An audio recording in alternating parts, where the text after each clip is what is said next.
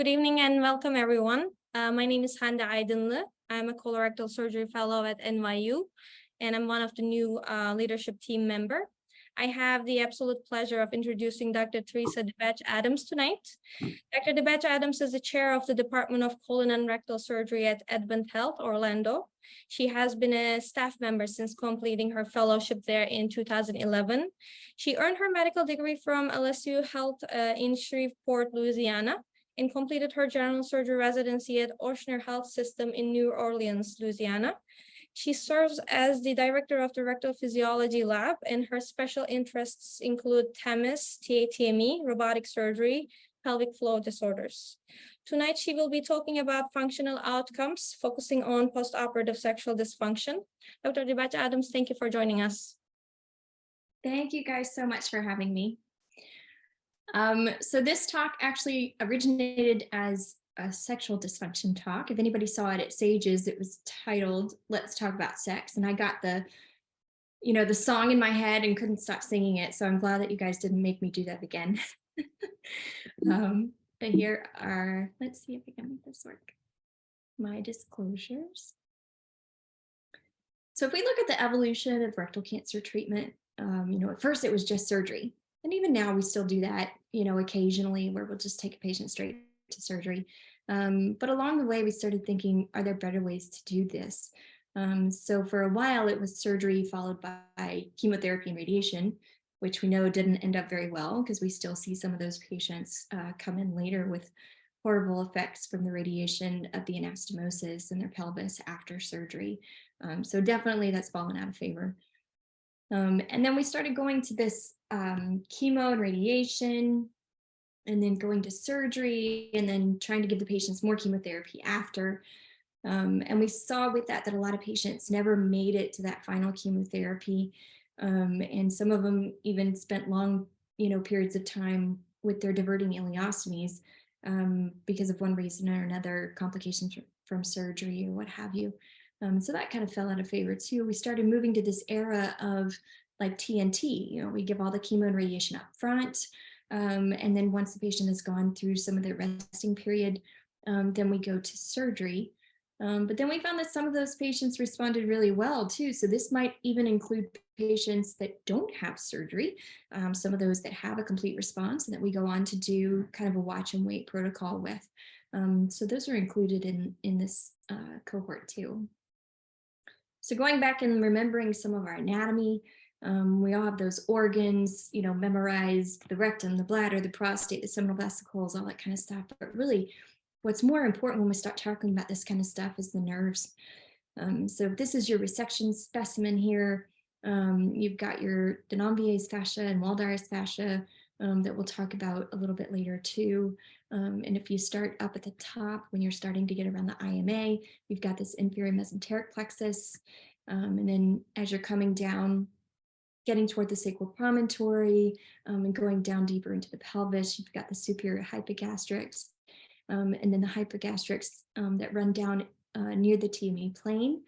As we get deeper and deeper into the pelvis, then we've got the nervi argentis on either side. And then anteriorly, we've got the pelvic plexus that includes vessels as well. They've been injured during the dissection. So of course we want to stay in this holy plane, as Bill Heald called it, taking our nice, chunky specimens with beautiful envelopes, nice shiny envelopes still intact. Everything's all good. We're so happy with it. But what happens to the patients after the surgery? So a lot of them will end up with bowel dysfunction, bladder dysfunction, and sexual dysfunction. And so where they start off with this, oh my God, I'm so happy my cancer's gone. Now they're thinking, God, but my life sucks. Just everything about it is horrible. And so that's what we want to learn about today. So I'd be remiss if I didn't talk about some bowel problems, and namely the low anterior resection syndrome, or LARS. And this is just the disordered bowel function after an LAR, which leads to a detriment in the patient's quality of life. So some of the most common symptoms here are fecal incontinence. This frequency, the patients say, I just have to go so much more than normal. And part of that is due to this clustering or stool fragmentation, where they go like 5 times. They'll tell you, like, I can't leave the house in the morning because I just go, time after time after time after time. And it's a whole process before I can actually even get out of the house. So just looking at some more of these symptoms, they've got this variable, unpredictable bowel function. They can even have just trouble emptying because of some of the nerve and muscle dysfunction. Their stool consistency is maybe a little bit different. They've got to rush to the bathroom because they can't hold things very well. And with that increased frequency can lead to some incontinence, some soiling, and then they just go so many times, and sometimes that can be really painful to them. So what are the consequences of that? They'll tell you all the time, gosh, I walk into a store or a restaurant, I know where every bathroom is. That's all I think about every day. I've got a set of extra, clothes with me, some panties and shorts or whatever that I carry around in a bag in the car, everywhere I go. They're really not happy with what's going on with their bowels. And they start to come up with these coping mechanisms for it. But it really has a huge impact on their mental and emotional well-being. You'll see that they sometimes get really, really depressed because they can't take part in some of their normal like social activities. Their intimacy is, of course, affected by this. And then anything else, their job or any other things that they do outside of the house really becomes affected by their bowel function. So where does this come from? It's still kind of poorly understood. Some of it is that loss of the rectal reservoir. We make the rectum smaller, and so they just can't hold as much. And then, of course, we know that we affect the nerves as we get down deeper and do our pelvic dissection. And then the colonic motility is increased. So I tell patients sometimes, we went from having this nice sigmoid colon that, came in as like a holding pattern before it got to your rectum, and now it's just like a straight water slide. It's just, from the splenic flexure down, it just goes straight down to your rectum. So that, along with some decreased anal resting pressure, can definitely lead to some of the issues. And then, of course, radiation. So we know they get some significant burn to those nerves there, and some scarring that happens in the pelvis. And so that can definitely contribute as well. And what are some of the risk factors? So, looking at it, they probably say that the incidence of major LARS is about 40 to 50%. It's probably a lot higher than that, and we need to do a better job at capturing those patients because overall it's probably up to about 70%. Females are a little bit more affected than males are. Tumor location, right? So if we go deeper and deeper into the pelvis, lower, our extent of surgery is lower, then those patients are going to have more dysfunction. And then, as we said before, the radiation. And then patients who have had fecal diversion, so those that had a loupiliostomy and kind of weren't using their equipment for a while, may have more bowel dysfunction after surgery, after that reversal. So here's the LARS scoring system. And this just helps us to kind of stratify the severity for the patients. And this can be given to them whenever they come back to the office for any of their follow-up. So basically, any score below 20, they don't really have LARS. Anything above 20 is kind of minor, but then above 30 is considered major LARS. So does radiation, kind of the way we deliver it, does it have anything to do with that too? So looking at short course versus long course radiation in those mid to low rectal cancers, and looking at the incontinence score 6 months after surgery, that actually long course had 90% fecal incontinence rates compared to 55% with short course. So we do see more problems with long course radiation. And then what about if we have a surgical complication, right? We have a leak or something else happens. This was a retrospective study looking back at over 1,000 patients, and those that had anastomotic leaks, 67% of them developed LARS compared to the patients with no leaks that were less than 50%. So when you talk about the treatment of this, you have to explain to the patients that it is a very challenging problem, that they have to have some patience, and we give them lots of reassurance that we can definitely help them. I coach my patients and I tell them even before surgery that they need to tell me what's going on so that I can actually help them with it. If I don't know that it's happening, then I can't help them. So we can coach them through it, but they've got to be willing to let us know what's happening. And then, like I said, too, close follow-up. So if we don't know, we don't see the patient don't see them back and ask them what's going on, then they're going to suffer in silence. And what are some of our treatment strategies? This is a beautiful algorithm that goes over kind of all of this stuff. And if we look on the left-hand side first and look at those minor Lars patients, especially the ones that are like diarrhea predominant, we can start with some medications. So we do Imodium and Lomotil to try to just slow down the bowels. And then some other bulking agents like psyllium fiber and Fibercon, which is one of my big favorites.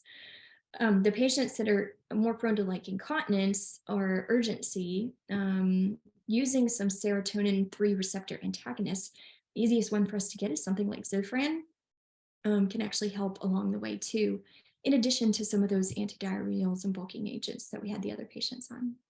So then if we go to the right side and look at the major Lars, I think two things that really kind of get lost in the grand scheme of things are using things like transanal irrigation and pelvic floor rehab.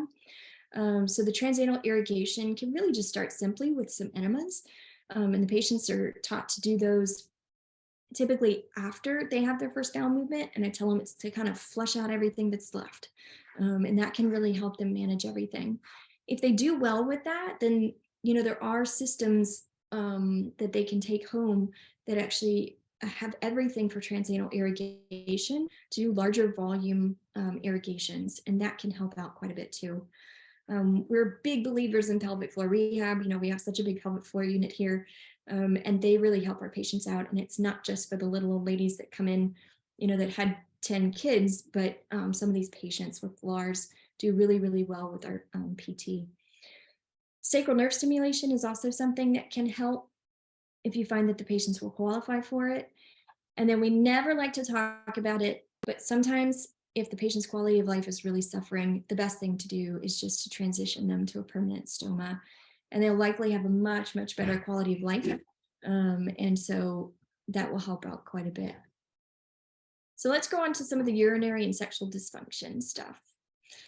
So unlike patients with prostate cancer, the men that have colorectal cancer are usually not routinely offered any information about erectile dysfunction.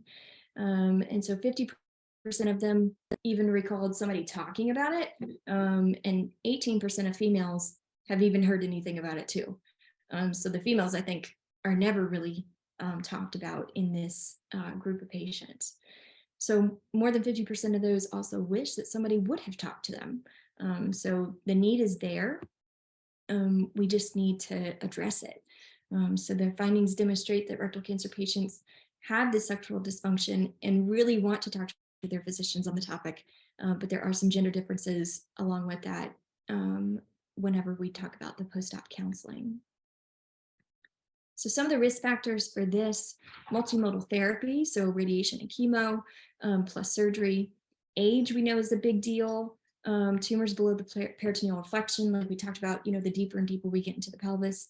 Radiation, again, extensive surgery, things like APRs, intersphincteric dissection, really kind of increase their incidence. And then, as I said before, the female sex is higher with this as well.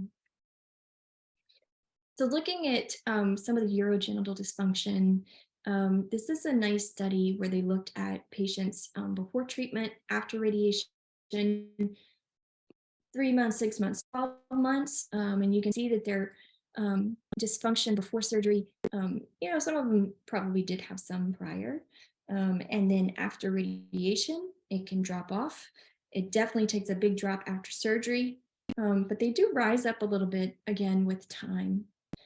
Here again, we got our baseline status in red, and you can see that the sexual activity, normal erection, and ejaculation definitely drop off 12 months after surgery. So those are big affected things. And then with this other stuff, this is with females, things like dyspareunia, sexual arousal, satisfaction.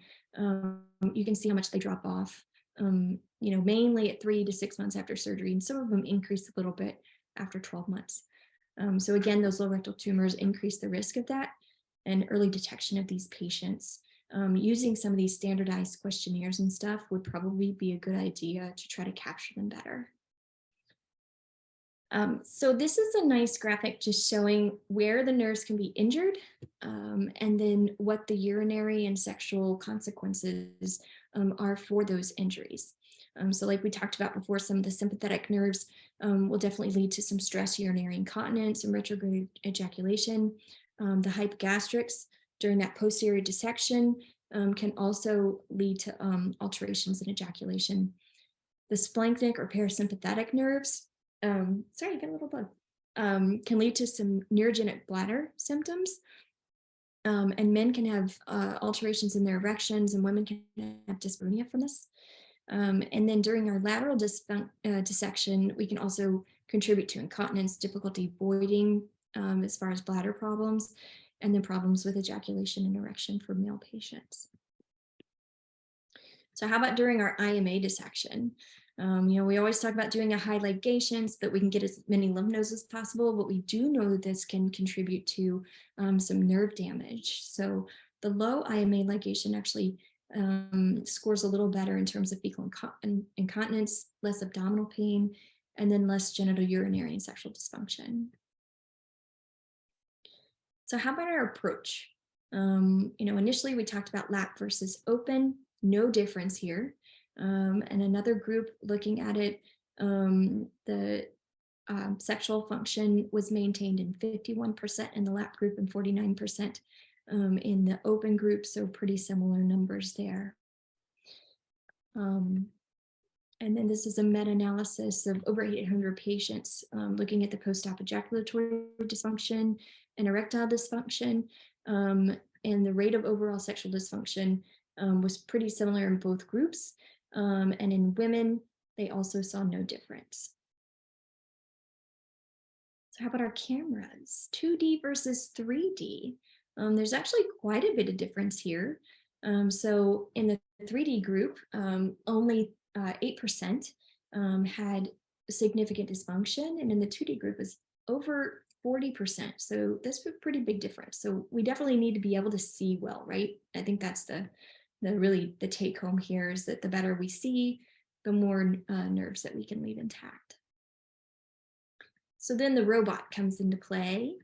And we can see here that from baseline to 3 months after surgery, it does favor the robot.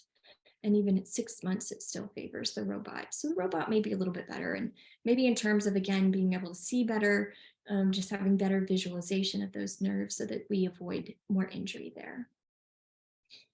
So this one had 6 studies with nearly 400 patients in the robotic group and a little over 400 in the lab group. Sexual functions better at 3 months in the robot group, but not significantly different at 6 and 12 months. And that may go along with some of the earlier studies that showed where some of the patients do regain some of their function at 6 and 12 months. So TATME, we do a lot of this here. And I wanted to look at this and see if we contribute to anything. But actually, it's maybe a little bit better, at least not worse. So it doesn't change bowel and urologic function. Maybe some trend toward better erectile function with the TATME group. This study just looked at male interest in intercourse, very decreased at 1 month. I don't think anybody's ready to do anything at 1 month post-op, but returns to the same level as before surgery at 6 months. The erection problems didn't significantly increase after surgery. And only 2 patients that were female answered the question about sexual interest, and none of them answered about dyspareunia. So again, this is kind of a lost patient population. We need to really address some of the females in the group. So how about a take it or leave it, Denonvier's fascia? If we leave it, we have a lower incidence of ejaculatory dysfunction at 3 months and at 6 months. And at 12 months. So pretty big difference here. And then something that's gaining more traction lately too, the lateral pelvic lymph node dissection. This significantly increases the incidence of male sexual dysfunction compared to standard standard TME. And just probably has to do with, of course, getting further laterally into some of those nerve groups and causing more dysfunction. So then what about those patients that maybe almost fall on the watch and wait, or we want to do an excision after radiotherapy. These patients can still have some issues, but it's significantly better compared to the patients who had an LAR. And they claim that their health status caused any worsening of their sexual function. So they did have a little bit, and the impact of this didn't differ between the female patients. So again, people are starting to ask their female patients and include them in some of these discussion, but we're showing that that doesn't contribute very much. Now, what about a stoma? Some of our patients need it. They have an APR. Some of them get it temporarily with the DLI. And how does that affect their sexual function? So there's really 6 themes that emerged from this study. A lot of them had loss of or decreased sexual activity, psychological issues with this, physical issues. So think about like if their bag, comes off, or they have a leak during any kind of intimacy, that's really going to put a damper on everything. Some of them talked about some partner rejection, and definitely some interference with the stoma during this. Occasionally, some of them had some positive experiences. I don't want to know about that.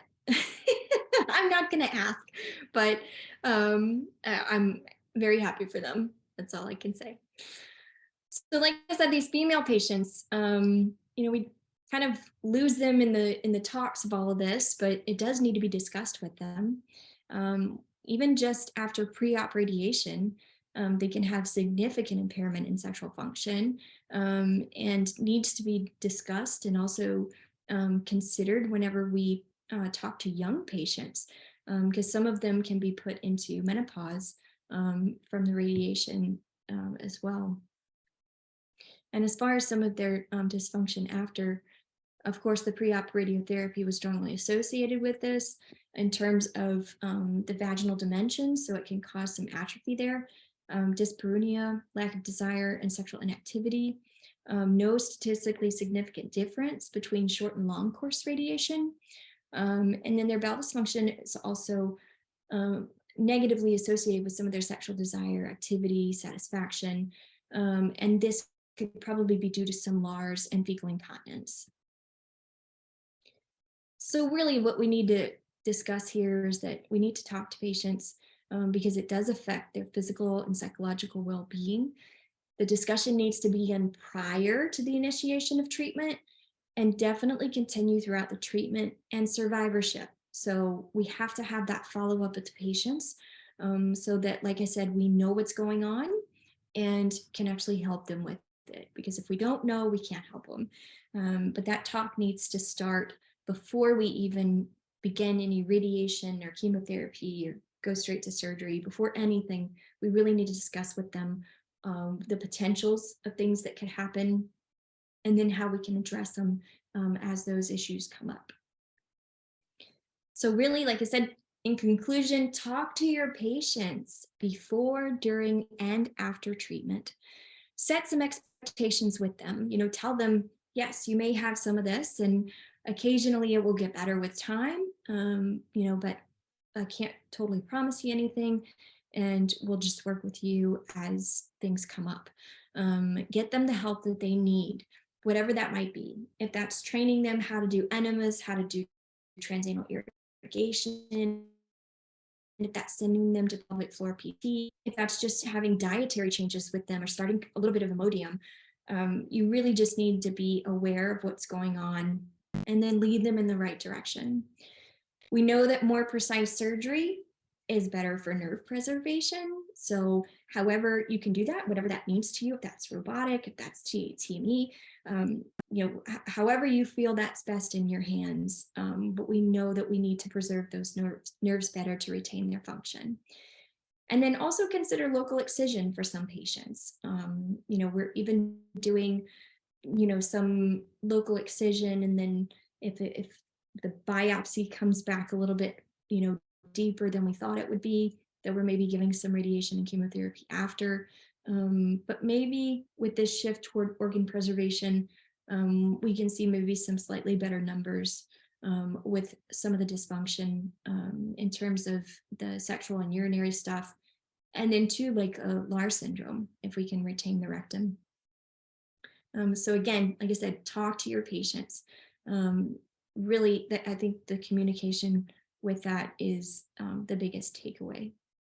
So I want to thank you guys again for having me tonight. Thank you so much. This was a great lecture. It is a very important topic, but most of the time it's really overlooked, both by the patients maybe prior to operation or the treatment, and by the providers too. I wanted to ask you, start the question sessions. Anyone who wants to ask a question can post it on chat, or from Surgeon the same way from the chat too. I want to start asking about the pelvic floor rehabilitation that you provide for Lars. Can you tell us a little bit more about the length of the treatment and what are the expected outcomes? And Yeah, so like I said, we have a large physical therapy unit here.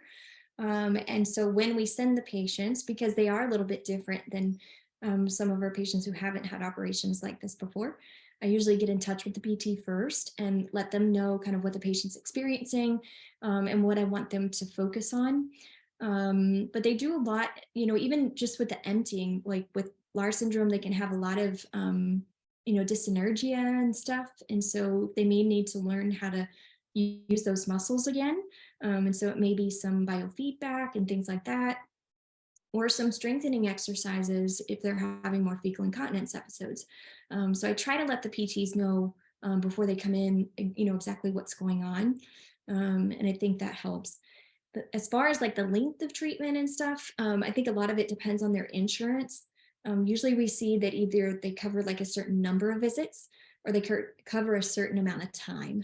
And so I tell the patients, just try to get the most out of it. If it's only a certain number of visits, do them, really jump in there and get them all done.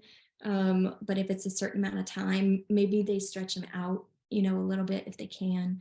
And so our PTs are always willing to see them back too. So if they do good for a while and then they need a bit of a refresher, say in a year or so, they're happy to see them back again there. Great, thank you. Susie Hill is asking, can you talk a little bit more about your success with SNS for patients for Lars? Specifically, what time frame do you start offering this as well? Yeah, we haven't had too many patients that have made it all the way there. Usually it's, I would say after about a year or so of, kind of going with all the other treatments that we do, that maybe we say, yeah, this patient might benefit from it. But I definitely think we give them a good amount of time to try without it, even though it's pretty minimally invasive, it's not a big surgery or anything, but we definitely try to avoid it if we can with some of those more conservative measures first. Great. We have another question. Any suggestions on how to ask questions about sexual dysfunction with patients pre-op and post-op? So it can always be kind of awkward, right? I mean, we do all this stuff and joke with patients that I see butts all day and every day, but we can't ask them, whether or not they can get an erection. So yeah, I think sometimes I'll make a little bit of a joke about it. Ask the patient, are they still having fun with their partner or something like that? And it breaks the ice a little bit and then they can talk about it. And then I'll tell them too, I'm going to ask you about this after, because I want to know how it's going after. And so they're already kind of prepared for it and can talk about it. We have some really good urologists too, especially if they have urinary dysfunction, that are very quick to see the patients as well. So I think that's a little easier to talk about. It is the sexual dysfunction that's not. So yeah, I think just trying to do something, to break the ice at the beginning. And then, tell them that it's going to be an issue. We're going to keep talking about this as we go. Great. And we have one more question here. What are the available treatments for female patients who do complain of sexual dysfunction or dyspareunia after proctectomy? So this is really tough, especially if, they have a lot of scarring in their vagina and stuff after surgery, because that's generally where most of that comes from. There's some use of vaginal estrogens, which can help, and dilators. And sometimes using these like in combination, because the estrogen can soften the tissue some. So doing things like that can sometimes help. Again, pelvic floor PT is great for this. And so we'll send a lot of our patients there as well. And they can even teach them how to do the dilators and things like that. So we generally use them as well. And I have one more question. When you talk about the radiation effects with the patients pre-op, do you usually are the person who explains or discusses the colorectal surgeon, or do you get the surgical, the radiation oncologist on board for this? Yeah, so I do touch on it. I don't go into giant detail, because our radiation oncologist will usually discuss all of that with them. But I do touch on it because I want them to know about it. And by the time they get to the rad onc, I want them to, if they've thought about some questions or something, I want them to already know that that's a possibility. And so they can, make those questions before they get to the rad onc appointment. Awesome. Thank you so much. I don't see any other questions on chat or Surgeon. This was a great lecture. Thank you for joining us tonight. Thank you, guys. Y'all have a good night. You too. Thank you.